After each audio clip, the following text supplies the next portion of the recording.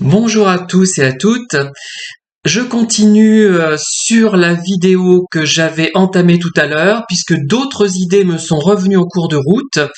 Alors, ce qui se passe, c'est que au fur et à mesure que je parle, d'autres idées me viennent et m'assaillent, et je ne peux pas tout traiter en même temps.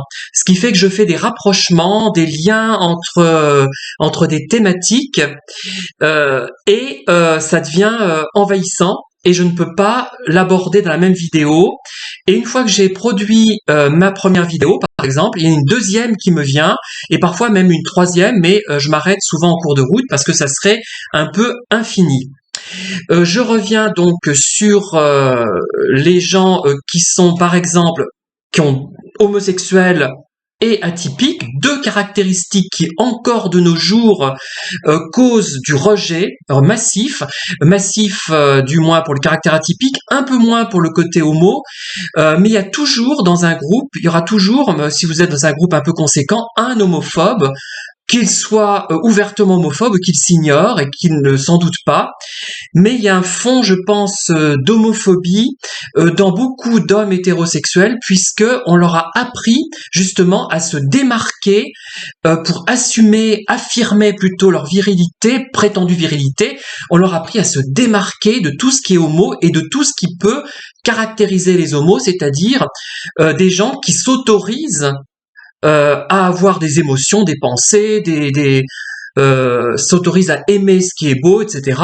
Bon, par exemple, non pas que les hétéros n'en seraient pas capables, mais c'est que beaucoup ne s'autorisent pas à aimer ce qui est mis finalement du côté féminin. Voilà, par exemple, si un hétéro aime énormément danser, et s'il n'est pas un génie de la danse, il ne va pas se lancer dans la danse, parce que c'est quelque chose qui ne correspond pas, dans nos sociétés du moins, encore maintenant, à l'image que l'on se fait d'un hétérosexuel. Il le fera s'il peut briller, s'il peut être très très bon peut-être, voilà. Mais s'il est simplement moyen et qu'il fait cela par plaisir, ça sera plus difficile. Enfin, du moins, c'est mon point de vue. Donc, ce qui se passe, c'est que le pauvre type qui est à la fois homo et atypique va se diriger, donc comme je l'ai expliqué dans la vidéo précédente, vers des groupes interlopes, enfin des milieux interlopes, où il y aura, comme je vous l'ai déjà dit, des gens bien qui ressemblent à notre atypique homosexuel et des gens bien qui ne lui ressemblent pas, et aussi des pervers. Alors donc, cet homosexuel atypique aura été finalement isolé du troupeau, oui, mais volontairement et par le reste du groupe, c'est-à-dire que les chevaux blancs ont rejeté ce cheval noir, pas forcément volontairement, pas forcément avec méchanceté, mais parce qu'ils se rendent compte qu'il n'est pas comme eux, et ils ont du mal à communiquer avec. Même s'ils ne sont pas forcément méchants, même s'ils ne sont pas forcément réfractaires et opposés à ce cheval noir, ils ne vont pas bien communiquer, et l'autre qui a des besoins supérieurs à eux, dans le sens il a des besoins de communication et de confrontation plus importants que les chevaux blancs, mettons, eh ben il va aller voir ailleurs s'il trouve de la nourriture, pas de la nourriture comme le font les pervers, la nourriture pour détruire, mais est-ce qu'il va chercher ce bonhomme-là d'autres gens un peu comme lui ou qui vont pouvoir avec lesquels il va pouvoir communiquer réellement, voilà, tout simplement. Et il va tomber donc sur des pervers, et ces pervers ils vont voir c'est un peu l'animal en faiblesse, en situation de faiblesse, isolé du reste du groupe, isolé du troupeau. On est vraiment là-dessus, et il va se jeter sur lui, mais au lieu de le dévorer comme fera un lion, il va le dévorer psychologiquement, il va le séduire, puisqu'il va comprendre, parce qu'il a une compréhension des besoins que nous pouvons avoir, même, et donc il va comprendre, il dira celui-là, tiens, il fait telle ou telle activité, il aimerait certainement qu'on lui parle de cette façon, il va tout de suite comprendre quels sont nos besoins finalement et va chercher à les assouvir. Et bon, quand on est novice, on se rend pas compte, on dit c'est formidable, c'est un coup de foudre amical ou amoureux d'ailleurs, et on va pas se méfier. Mais avec l'expérience, une fois qu'on a lu, écouté des vidéos, quand on a vraiment réfléchi sur le sujet, on se dit méfiance, ça ne va pas, ça va trop vite, c'est pas normal. Voilà, c'est trop beau pour être vrai. Voilà, toujours la phrase qui doit tout de suite nous faire nous poser des questions. Voilà. Et donc, une fois que cet individu sera repéré par le pervers, bon, avec un peu de chance, ce qui peut se passer, c'est que l'individu homosexuel et atypique va pouvoir trouver quelqu'un un peu comme lui. Donc là, peut-être que le pervers sera neutralisé, encore que ce n'est pas sûr, puisque souvent, les gens bien ne savent pas flatter comme le font les pervers, ils ne savent pas être aussi séduisants, ils n'ont pas de stratégie littéralement commerciale pour communiquer bien, de façon efficace. Ils n'ont pas appris, ils sont naturels, donc ils peuvent être maladroits, moins gentils en apparence, hein, et notre homosexuel atypique va être attiré par quelqu'un qui va lui chanter des airs de violon très séduisants, enfin qui va entrer dans une forme de drague, comme je l'ai vécu d'ailleurs à plusieurs reprises, du moins au début, hein, voilà, et il va se laisser porter par ça. Et il va se dire, bah, c'est formidable, j'ai été dans un groupe de chevaux blancs, je suis un cheval noir et je trouve comme moi un cheval noir, mais un cheval noir bien plus intéressant que moi, qui a plus de culture, plus d'idées, plus d'émotions, plus de sensations, plus de sensibilité, puisque le pervers nous le fera croire, et on va être séduit immanquablement. Voilà. Isolé du troupeau, repéré par un pervers, ça y est, j'irai pas tout est fait, mais bon, voilà.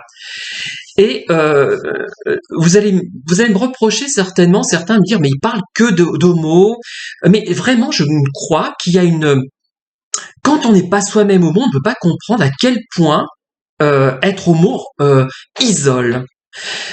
Une fois de plus, vous allez me dire, ah oui, mais c'est accepté maintenant, on fait que parler des homos. Il y a eu le mariage homo en 2013. Bon, il y a eu aussi beaucoup de manifestations anti-homo en 2012. Mais dans beaucoup de pays du monde, il se passe des choses graves, notamment en Australie. Je vous en ai parlé dans une autre vidéo, un short. Vous voyez ce qui se passe en Australie, il y a vraiment une homophobie très forte, liée notamment à la religion et sans doute à l'isolement du pays. Moi, je pense que c'est certainement lié à ça.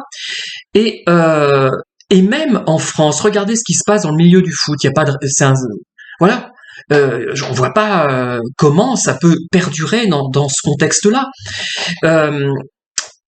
Et en fait, de toute façon, il y a, je dirais, plusieurs catégories de gens. Il y a des gens qui vont être ouvertement homophobes et qui vont avoir des comportements insultants directement et agressifs physiquement. Mais il y a aussi ceux qui seront homophobes, mais qui ne le montreront pas réellement et qui vont conserver au fond d'eux-mêmes ce fond d'homophobie. Vous allez pouvoir communiquer avec, mais vous vous rendrez compte que ça ne passe pas aussi bien que ça. Et ça peut être lié à ça, pas seulement, mais voilà. Et il y a ceux qui ne le sont pas, mais sur 100 personnes, vous avez toutes les chances de tomber sur un homophobe fortement agressif et quelques 5-6 homophobes qui ne vous emmerderont pas finalement, mais qui ne vont pas non plus vous procurer une communication réelle et satisfaisante. Voilà.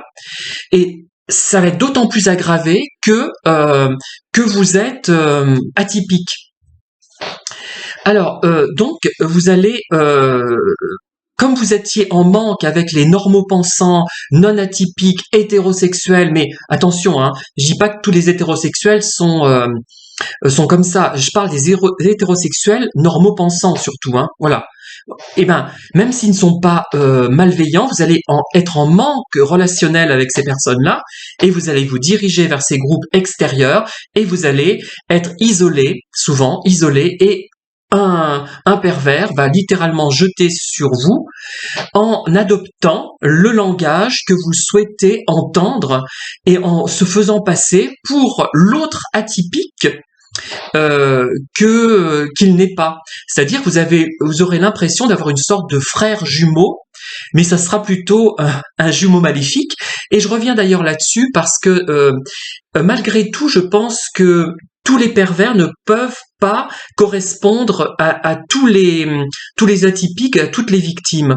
Il y a quand même une structure de personnalité, si on peut parler de personnalité chez les pervers, enfin oui quand même, euh, typique qui va vous convenir. Par exemple, moi, je vais pas être attiré par certains types de pervers qui seront sur des thématiques et des dimensions trop différentes des miennes. Il faut quand même qu'il y ait une vague, une certaine appartenance commune. Hein. Moi, j'en reviens quand même à ça. Bon, les pervers restent superficiels, mais je vais être plus certainement attiré par un pervers à tendance plutôt littéraire, peut-être, vous voyez, ou qui s'intéresse, ou qui feint de s'intéresser, hein, qui s'y intéresse d'une manière un peu différente de moi, parce que bon, jusqu'à quel point un pervers peut comprendre une œuvre d'art, c'est encore je ne vais pas être très catégorique parce que je n'ai pas la réponse, hein, mais il faut quand même qu'il y ait euh, que ça s'emboîte quelque part, hein, mais au sens psychologique du terme évidemment. Hein. Faut qu'il y ait même parce que moi par exemple, je prends un exemple tout bête, hein, un pervers qui serait dans le milieu, je sais pas, du football ou d'un sport collectif, n'aura pas vis-à-vis de moi les outils nécessaires pour me gruger. Enfin, je ne pense pas. Du moins, il aura plus de mal. Vous voyez ce que je veux dire, hein. Voilà. Donc j'ai été un peu bavard et hésitant dans ma communication, mais c'est important que je le sois parce que ce sont des choses très très subtil, très complexe, très qu'on ne peut pas catégoriser de façon très carrée. C'est quelque chose de très on comprend la grande tendance, faut comprendre la grande tendance que je vous explique, mais il y a des nuances. Et là, je suis obligé de schématiser à outrance et de faire passer les hétéros pour des normaux-pensants. Mais quand je parle hétéro, je parle surtout hétéro-normaux-pensants. Bon, le fait qu'il soit hétéro va créer un blocage, rien à faire. J'ai beau, comment dire, regretter tout ça, c'est quasiment impossible qu'il n'y ait pas un blocage à un moment donné, puisque l'homme hétéro est conçu pour justement rejeter les aspects que les homosexuels ont endossés eux-mêmes sans problème, forcément, parce qu'ils seraient pas, ils seraient peut-être hétéros, mais ils seraient pas l'hétéro, comment dire, dans la norme, voilà. Et donc il y a forcément un décalage, un blocage, même si les hétéros en question sont bienveillants, et il y a aussi ce caractère atypique qui aggrave vraiment les choses. Voilà, j'en reste là pour cette vidéo. Je vous dis à très bientôt pour de nouvelles vidéos sur ce thème, parce que un petit événement, bon, intéressant à étudier, m'est revenu aux oreilles, en fait. J'ai vécu quelque chose de nouveau, un petit peu nouveau, et ça m'a permis donc de réfléchir à ce sujet et de vous en parler. Mais c'est toujours dans la nuance, ce n'est pas dans la recette. Donc j'espère quand même que vous allez en tirer bénéfice. À bientôt, bonne soirée.